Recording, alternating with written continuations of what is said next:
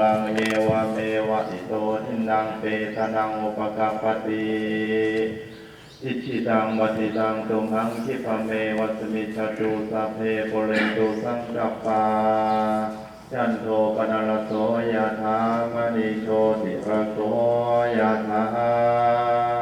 ทีเดียววิวัชันตุสหบาโลโควินาศตุมาเยภวันวันตรายโยขีทิมายุโกภวะอาภิวัตนาสิริสานิจังวัฏาปัจจายโนจัตตารโอธรรมาวัฏันติอายุวันโนโนสุขังภาลังยัญจะโพธิกินาทินาสังฆามิสุปฏิทิฏฐาเย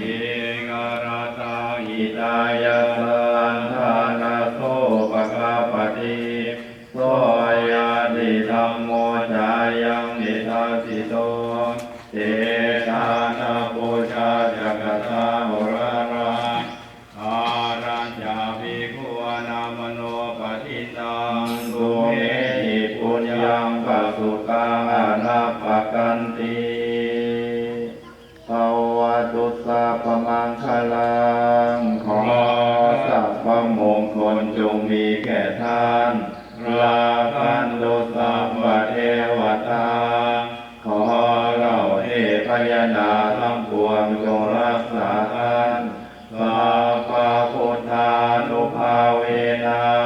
ด้วยอานุภาพแห่งพระพุทธเจ้าทั้งปวงสัพพธรรมานุภาเวนะด้วยอานุภาพแห่งพระธรรมทั้งปวง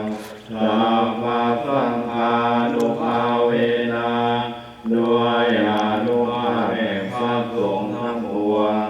สัทธาโสทิภวันตุเตขอความสวัสดีทั้งหลายจงมีแก่ท่าน